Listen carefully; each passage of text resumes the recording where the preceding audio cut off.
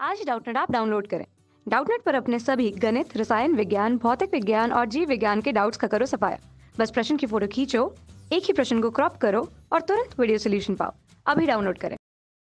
इस क्वेश्चन में हमें गिवन है कि क्या किसी कण पर कार्यरत एकल बल कण की गतिज ऊर्जा कण का संवेग को निश्चित रूप से बदल देता है। तो इस क्वेश्चन में क्या दिया है कि किसी भी कण पर कार्यरत जो बल होता है, जो हमारा बल होता है किसी भी कण पर कार्यरत, क्या कण की गतिज ऊर्जा या कण के संवेग को निश्चित रूप से बदल देता है। तो अगर पहला देखेंगे कण की गतिज ऊर्जा को ये बदलता भी है और नहीं भी बदलता है। अगर मान लीजिए कोई भी बल कण की गति के लंबवत लग रहा है, इस तरह से मान लीजिए कोई भी हमारा बल है, इस तरह से हमारा वेग इधर इस दिशा में है और इस पर बल हमारा क्या कर रहा है, कण की गति के लंबवत लग रहा है, तब हमारा क्या होता है, जैसा कि हमें पता है इस तरफ अगर ये हमारा बल होगा तो ये जो भी बल होगा, अगर बल हमारा कण की गति के लंबवत लग रहा है तो हमारा जो भी रहता है सिर्फ उसके वेग को परिवर्तन बल नहीं करता है। तो यहाँ से हम देखेंगे हमारा बल है और ये हमारा क्या है, वेग है। तो अगर बल और वेग दोनों एक दूसरे के लंबवत लगेंगे तो ये हमारा बल इसकी गति पे कोई भी असर नहीं डालेगा, सिर्फ क्या करेगा, इस गति की दिशा को बदलेगा, सिर्फ इसके परिमाण को नहीं चेंज करता है। जैसा कि हमें पता है गतिज ऊर्जा की वैल्यू क्या होती है, हाफ एम वी स्क्वायर। हमारा जो भी गतिज ऊर्जा होती है, गतिज ऊर्जा क्या होती है, हाफ एम वी स्क्वायर। गतिज ऊर्जा मतलब काइनेटिक एनर्जी हमने लिखा है। तो हाफ एम वी क्या होता है, हमारा वी हमारी चाल होती है। तो चाल पे ये अगर कोई भी बल गति के लंबवत लगता है तो हमारे चाल पे निर्भर नहीं करता है, वो चाल को बदलता नहीं है, सिर्फ उसके दिशा को बदलता है। मान लीजिए अभी तो इसका पथ क्या हो जाएगा, इस तरह से सर्कुलर पाथ हो जाएगा, वृत्ताकार पाथ हो जाएगा, पर उसकी जो भी ये वेग होगा उसकी परिमाण को ये नहीं बदलेगा बल। तो इस स्थिति में हमारी गतिज ऊर्जा नहीं चेंज होगी। तो पहले केस में क्या है कि ये अवश्य नहीं बदलता, निश्चित रूप से बदल देता है, एक गलत हो जाएगा। अगर हमारा बल जो है वेग के लंबवत लगेगा तो हमारे गतिज ऊर्जा में परिवर्तन नहीं होगा, क्योंकि ये बल क्या करेगा, ये वेग को परिवर्तन, इस चाल को परिवर्तित नहीं करता है। इस फॉर्मूलेशन देखेंगे तो हमारी जो भी गतिज ऊर्जा होती है हाफ एम वी स्क्वायर होती है। तो गतिज ऊर्जा में हम सिर्फ चाल लेते हैं।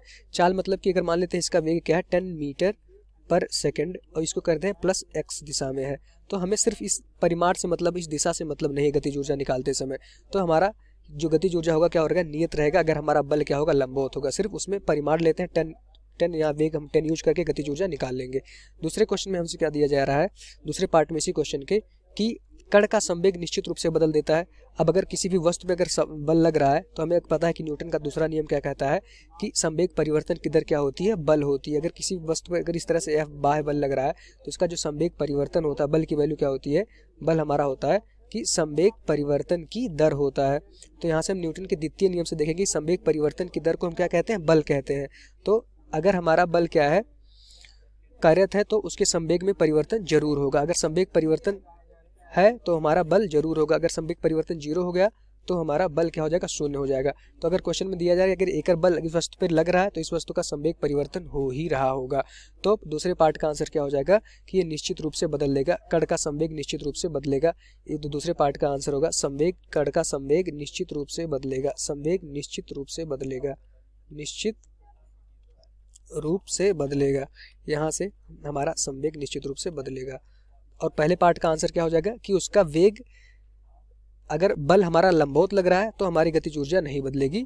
अगर बल और गतिज ऊर्जा सेम दिशा में होंगी तो उस केस में बदल सकती है, पर इस केस में हमसे बताया गया था कि क्या निश्चित रूप से बदलेगा, कण की गतिज ऊर्जा निश्चित रूप से बदलेगी, निश्चित रूप से नहीं बदलेगी जब हमारा बल और वेग क्या होगा, एक दूसरे के लंबवत हो जाएंगे, 90 डिग्री पर हो जाएंगे।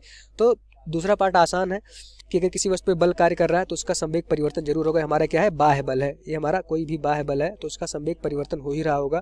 तो संवेग में परिवर्तन तो निश्चित बात है कि संवेग में परिवर्तन होगा, पर गतिज ऊर्जा में परिवर्तन निश्चित नहीं है। गतिज ऊर्जा में परिवर्तन तब नहीं होगा जब हमारा बल क्या हो, वेग के लंबवत लगेगा। तो दूसरे पार्ट का आंसर ये हो जाएगा, पहले पार्ट का आंसर हमारा ये हो जाएगा कि बल और वेग अगर लंबवत होंगे तो गतिज ऊर्जा में कोई भी परिवर्तन नहीं होगा। Thank you. कक्षा 6 से 12वीं से लेकर नीट, IIT, JEE वो एडवांस के लेवल तक 1 करोड़ से ज्यादा छात्रों का भरोसा। आज ही डाउनलोड करें डाउटनेट ऐप या व्हाट्सएप करें अपने सारे डाउट्स 8400 400 400 पर।